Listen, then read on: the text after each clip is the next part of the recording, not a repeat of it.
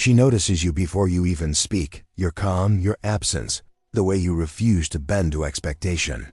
And though she may not understand it, something in her instinct is drawn to you, pulled by a tension you barely create, yet fully command. This is not chance. This is the hidden law of attraction she cannot name, the quiet force of a man who has mastered himself. You see, most men waste their energy chasing attention, while the few who understand this truth watch the world move around them, collecting respect, curiosity, and desire effortlessly. There is a rhythm here, an invisible dance between presence and absence, certainty and uncertainty, that shapes her attention and her emotions. If you are willing to see it, to let it reshape how you move through relationships and life itself, then you are in the right place. This is a space for clarity, for control, for insight into forces that most men never notice, and even fewer understand. If this resonates, pause for a moment, like, comment, and let others who are seeking this wisdom find it as well. Buckle up, because in the next few minutes, you will uncover the full truth, the psychological principle that explains why she chases, why she notices, and how you can embody a presence that cannot be ignored. Don't move, stay tuned, because what comes next will change the way you see women and yourself forever. You have seen this moment before, even if you did not recognize it at the time. A room filled with noise, movement, ambition. Men performing, explaining, leaning forward. And you, still, not withdrawn, not aloof, simply anchored. Your attention is selective. Your words are measured. You do not rush to occupy space because you already inhabit it. She feels that difference before her mind catches up. Her eyes return to you without instruction. Not because you demand them, but because you do not. There is no signal to decode, no reassurance to cling to. Just a quiet gap where certainty should be, and that gap begins to pull at her. This is where most men misunderstand what is happening. They believe attraction is built through accumulation, more words, more presence, more proof. You have learned, perhaps through failure, perhaps through discipline, that attraction often grows through subtraction, through what you withhold without effort, through what you are not trying to secure. You move through the evening with a strange economy. You speak, then you leave silence behind you. You engage, then you return to yourself.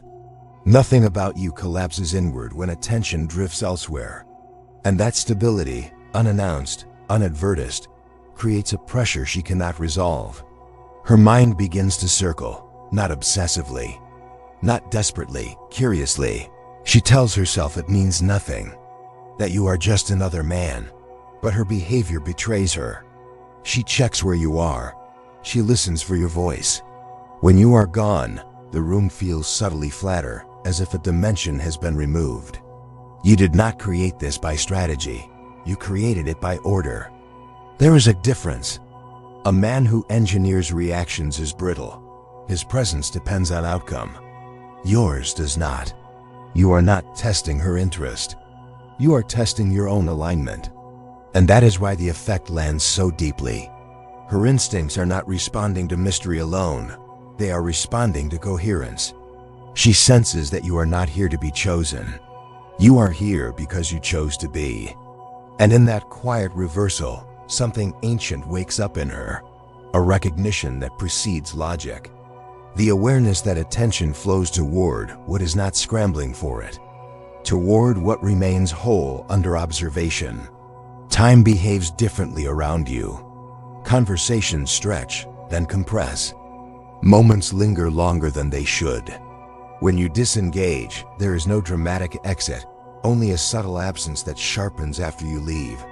Her emotions do not spike, they deepen. This is the part no one explains to her. Uncertainty, when paired with composure, does not feel unsafe. It feels alive.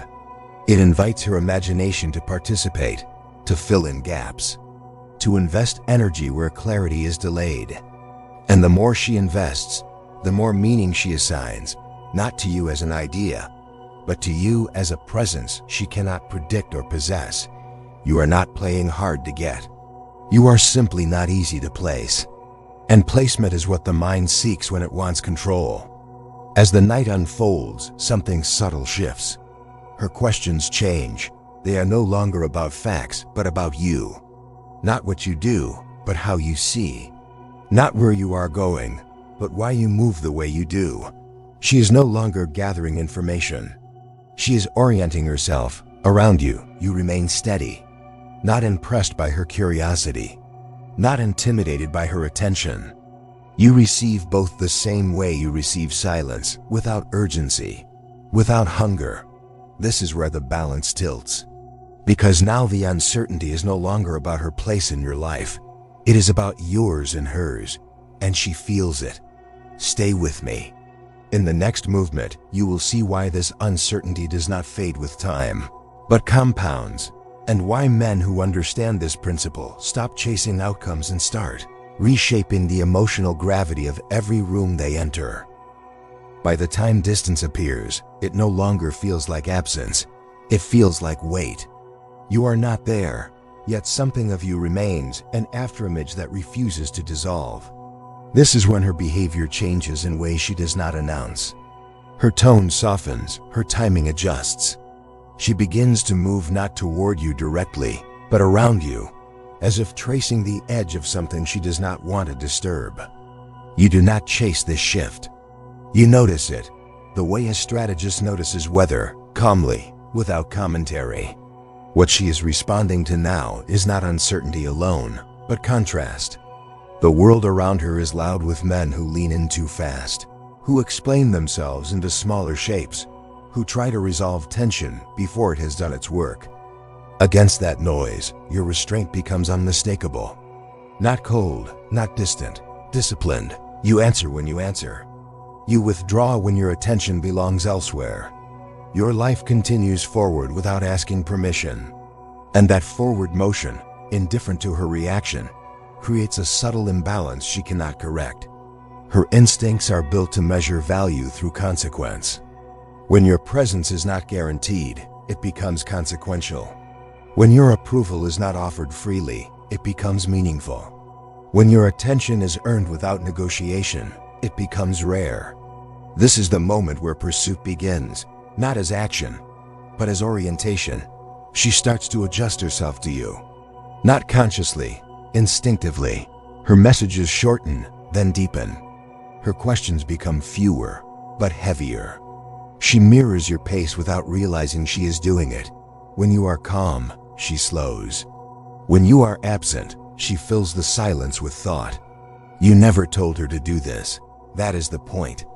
Influence that must announce itself is already weak. Real influence rearranges behavior quietly, then disappears from view. You do not explain your boundaries, you live inside them. You do not state your value. You demonstrate it through consistency. There is a scene that repeats itself across time, though most men never see it clearly. A woman sits alone with her thoughts, replaying an interaction that should have been forgettable. There was no grand gesture, no dramatic confession. Just a man who did not reach when he could have, who did not reassure when it would have been easy, who remained intact when attention brushed past him. Her mind searches for the reason, and in that search, attachment grows. Not because you withheld affection, but because you withheld need. Her instincts recognize the difference. One feels manipulative, the other feels grounded. One demands, the other stands. You stand. And standing creates a strange psychological gravity. It signals that your inner world is ordered, that your emotions do not leak outward in search of regulation. This is not mystery as performance. It is clarity with edges. She senses that being close to you would require adjustment, not from you, but from her. That realization alone elevates you. As days pass, the dynamic does not dissolve, it matures. The uncertainty evolves from "where do I stand?" to "why does this matter to me?" Her investment deepens because it is self-generated. She chose to care. She chose to move closer. And what we choose feels more real than what we are given. You do not rush to reward this shift. That restraint is where power consolidates. Because now the uncertainty has changed direction. She is no longer unsure of your interest. She is unsure of her control. And control is what the mind reaches for when desire begins to outgrow certainty. You remain unreactive to tests. You notice them, but you do not correct them. Small withdrawals, delayed replies, subtle challenges. None of it pulls you off center. You do not harden. You do not soften. You remain proportionate. That proportionality does something profound. It tells her that your emotional state is not negotiable. And for the first time, she understands that closeness with you would not mean possession. It would mean alignment. She would have to meet you where you are, not pull you where she wants. This is where respect forms its foundation. Not admiration, not infatuation, respect, the kind that survives time. The kind that does not burn hot and disappear. The kind that watches before it reaches. You never demanded this respect. You earned it by refusing to trade your center for proximity. Stay with me. In the final movement you will see how this dynamic completes itself. Why the chase peaks not when you engage more, but when you remain sovereign. And how men who understand this stop reacting to women's behavior and start shaping the emotional field around them without force. At a certain point, the chase no longer looks like pursuit. It looks like surrender. Not submission to you, but to the reality she has been resisting, that something about your presence operates outside her usual patterns of control. She feels it when she speaks and you listen without leaning forward. When she pulls away and you do not follow. When she returns and finds you unchanged. This is where most men break the spell without realizing it. They mistake momentum for invitation. They confuse curiosity with consent. You do neither. You allow the space to remain intact long enough for it to reveal its true function. Uncertainty, when sustained by discipline, becomes a mirror. She begins to see herself more clearly around you. Her impulses, her expectations, her habits of influence. And because you do not react to them, they lose their leverage. Not their power, but their direction. They turn inward. She starts asking questions she has avoided before. Not about you, but about why you affect her this way. Why your silence feels louder than reassurance. Why your absence sharpens her awareness instead of dulling it. Why being near you feels like standing at the edge of something meaningful rather than consuming something familiar. You do not answer these questions for her. That would rob her of the transformation. Instead, you continue to live as you were living before she entered the frame. Purpose intact, boundaries unspoken but firm. Attention offered selectively, never transactionally. You do not reward pursuit, you respond to alignment. This distinction matters more than anything else. Because the deepest shift happens when she realizes that closeness with you would not dissolve the uncertainty, it would refine it. That being chosen by you would not bring relief, but responsibility. The responsibility to remain centered herself. To meet stillness with stillness. To approach without grasping. Very few men create this dynamic, because very few men can tolerate not being needed. You can. And that is why the dynamic completes itself without effort. The chase slows, then steadies. It becomes intentional. She is no longer reacting to your distance. She is moving toward your gravity. Not to possess it, but to be shaped by it. This is the moment when attraction becomes something quieter and more dangerous, enduring. You see it in the way she watches you when you are not looking. In how she waits for your pace rather than setting her own. In the way she measures her words, not out of fear, but out of respect for the space between you. She senses that carelessness would cost her something real. You have become a reference point. Not because you demanded significance, but because you never outsourced it. This is the final truth most men never learn. Women do not chase uncertainty itself. They chase the man who is at peace within it. The man who does not rush to resolve tension because his identity is not built on comfort. The man who allows desire to mature rather than forcing it to perform. Your power was never in pulling away. It was in never leaning in from a place of need.